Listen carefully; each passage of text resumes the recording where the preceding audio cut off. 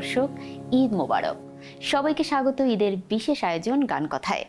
আজকের এই আয়োজনে আমরা এসেছি একজন এ সময়ের বেশ জনপ্রিয় এবং গুণী শিল্পী হিমাদ্রিতা পর্ণার বাসায়। যেহেতু ঈদ মানেই একটু বাড়তি খুশি, ঈদ মানেই উৎসবের আবহ, আর এই উৎসব আসলে সংস্কৃতির অন্যান্য অঙ্গনের মতোই যারা সঙ্গীতের মানুষ, সঙ্গীতাঙ্গনেও কিন্তু বেড়ে যায় ব্যস্ততা। একই সাথে নানা রকমের উৎসবের ঘনঘটা আনন্দ, এসব নিয়ে কিন্তু তাদের মধ্যে একটা বেশ উত্তেজনাময় পরিস্থিতি কাজ করে। তো আমরা আজকে জানবো যে ঈদ নিয়ে কি ব্যস্ততা, ছোটবেলার ঈদ, এ সময়কার ঈদ এবং ঈদকে ঘিরে যে গানের আয়োজন, সঙ্গীতের আয়োজন, কর্মের আয়োজন, সে সব গল্পই কিন্তু আমরা আজকে শুনবো গান, শুনবো কথা। কেমন আছেন? ভালো আছি, আপনি কেমন আছেন? আমিও ভালো আছি। এবং ঈদের যে সময়টা, এই সময়টাতে খুব স্বাভাবিকভাবেই বছরের একদমই বিশেষ একটা সময়, সবার আনন্দের একটা সময়। তো এই সময়টাতে আপনার কেমন কাটে? আপনার চারপাশে অনেক বন্ধু বান্ধব নিশ্চয়ই আছেন মুসলিম যারা, তো তাদের সাথে এই উৎসবটাকে কিভাবে ভাগাভাগি করে নেন? খুব ভালোভাবে ভাগাভাগি হয়। যদি এইভাবে বলি যে ছোটবেলার ঈদ যদি পেছনে চলে যায় একটু ছোট্ট করে, যে ছোটবেলায় ঈদ মানেই হতো ঈদ পুজোর ঠিক একই রকম জামা কাপড়, খাওয়া দাওয়া এবং বাইরে ঘুরতে যাওয়া, সব কিছু মিলিয়ে আসলে খুবই আনন্দ হতো। এখন হয়েছে বড় হওয়ার পরে যে কাজগুলো সামনে আনতে ইচ্ছে হয়। কোনো একটা ঈদ আসলে, পুজো আসলে, যেটাই হোক, আমার যেই ছোট্ট ছোট্ট যে কাজগুলো অনেক যত্নে গড়ি, তো সেই কাজগুলোকে সামনে আনতে ইচ্ছে হয়।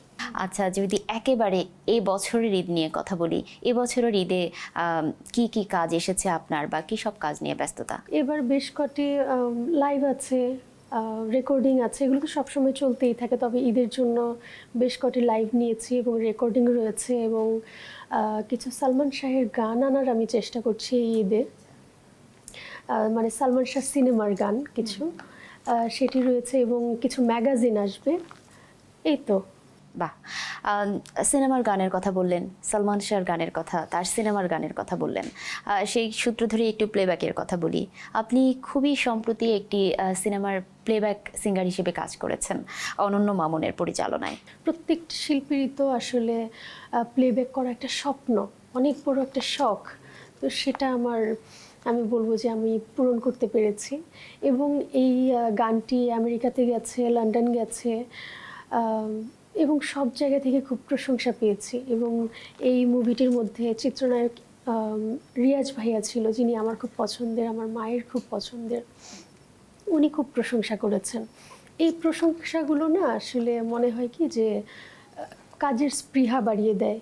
একটু গানের এই সময়কার ব্যস্ততার কথা তো জানলাম, একটু জানতে চাচ্ছি গানের শুরুটা আসলে কিভাবে? নিশ্চয়ই পারিবারিক একটা আবহ তো ছিলই, সেখান থেকে ধীরে ধীরে প্রফেশনাল সিঙ্গার হিসেবে এখন নিজেকে প্রতিষ্ঠিত করে তুলছেন। এই জার্নিটা একটু জানতে চাই। এই জার্নিটা আসলে কি, ওই বলে না যে আমি তো ভাগ্য বিশ্বাস করি খুব বেশি। আচ্ছা আচ্ছা। তো আমার ভাগ্যে হয়ে গেছে, এটা আমি চাইনি কিন্তু হয়ে গেছে। এই অর্থে বলবো যে আমি ছোটবেলায় খুব একটা গান যে পছন্দ করতাম বা গান গাইতাম সেরকম নয়, কিন্তু আমাকে জোর করে করানো হতো একদম ছোটবেলা থেকে।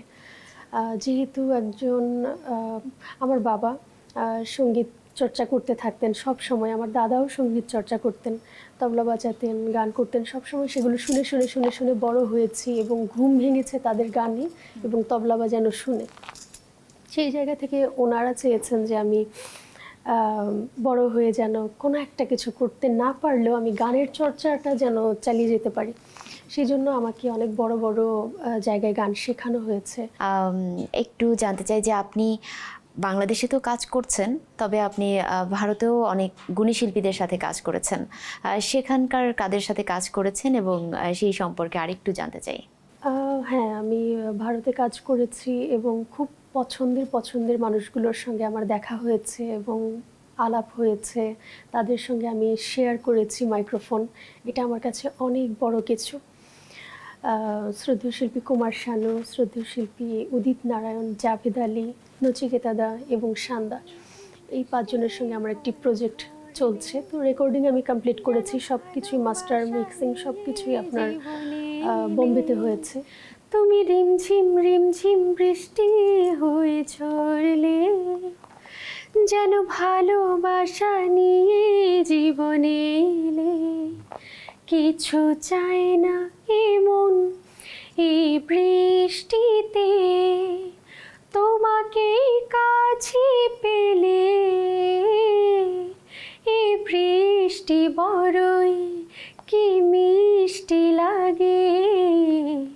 আরো কাছে তুমি থাকলে। বাহ বাহ, অসাধারণ। আসলেই আমার মনে হয় দর্শকরাও অপেক্ষা করবে এমন ভালো কাজ কবে আসবে। গান শুনতে শুনতেই ভাবছিলাম আপনি গান গাচ্ছিলেন, চমৎকার গান, কিন্তু পাশাপাশি দেখতেও কিন্তু অসাধারণ একটা মনে হচ্ছিল যে না, দারুণ একজন শিল্পীকে আমরা শুধু শুনছি না, দেখছিও। তো সেই কথার রেশ ধরেই বলতে চাই যে আপনি খুবই সম্প্রতি একটি গান চিত্রেও কাজ করেছেন, সেই কাজটা সম্পর্কে একটু জানতে চাই। গান চিত্রে কাজ করেছি, এটা খুব জোর করে এক প্রকার। আমি তো গান করি এবং আমি গানটা ছাড়া আর কিছু পারি না। আমি বলি আমি ভালো করে কথাও বলতে পারি না।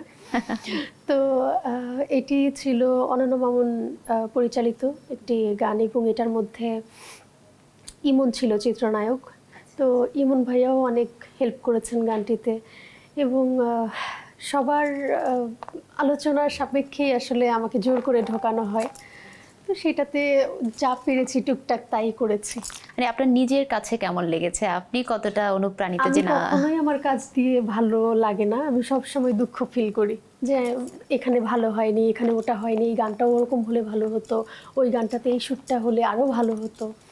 তো আমি সবসময় নিজের ব্যাপারে খুব খুঁতখুঁতে, আমি নিজেকে খুব একটা প্রশ্রয় দিই না।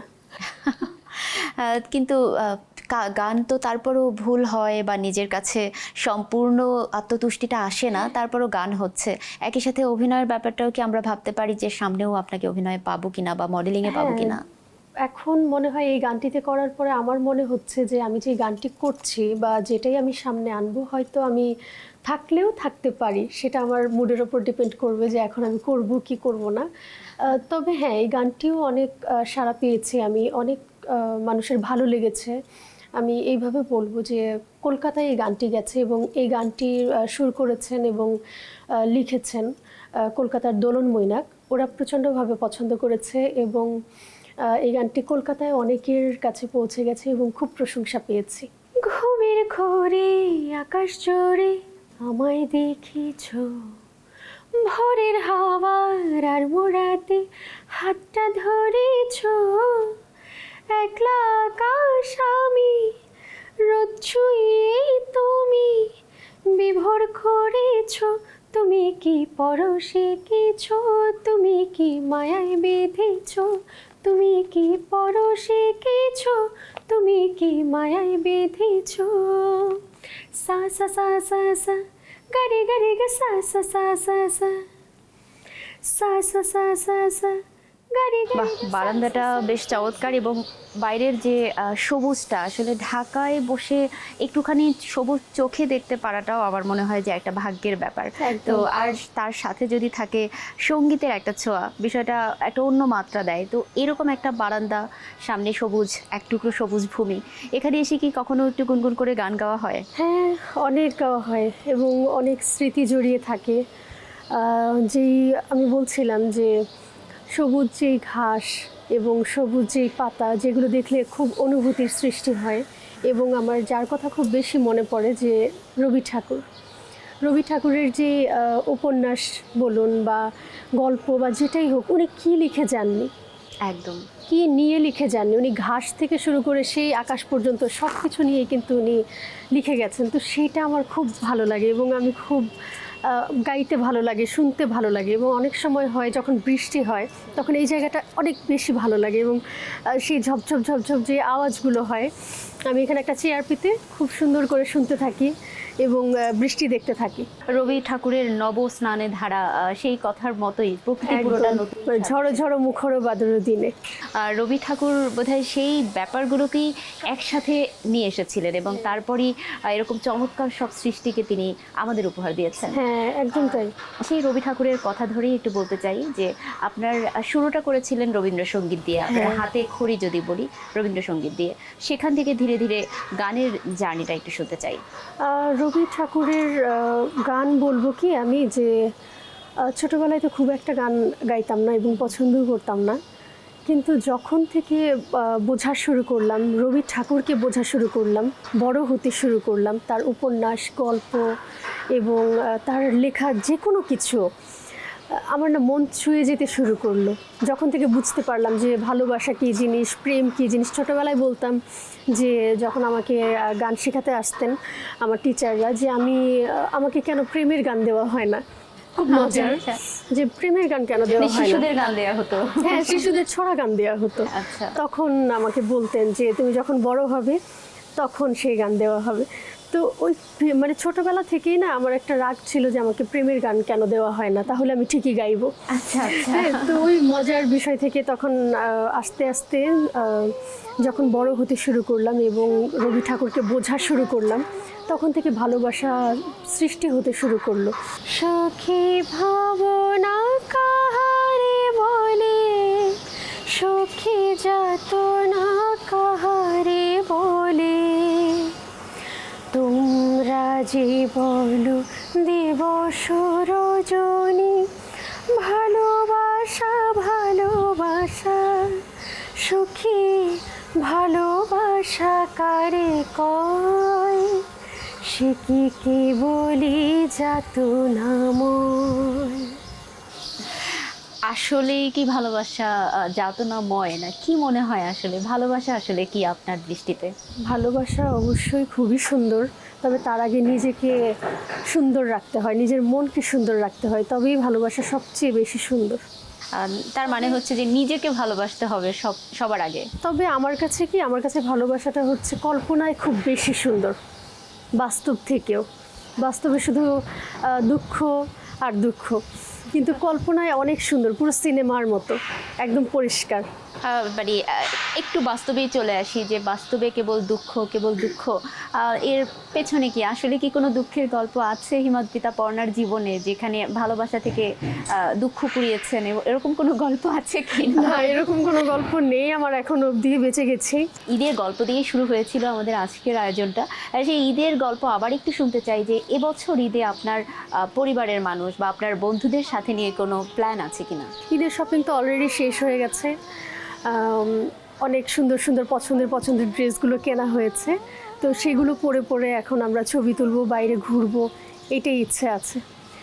আমার আপনার চেয়ে আপন যে জন, খুঁজি তারে আমি আপনায় আমি, শুনি যেন তার চরণের ধ্বনি, শুনি যেন তার চরণের ধ্বনি, আমারও তিয়াসী বাসনায় আমার আপনার চেয়ে আপন যে জন, খুঁজি তারে আমি, খুঁজি তারে আমি, খুঁজি তারে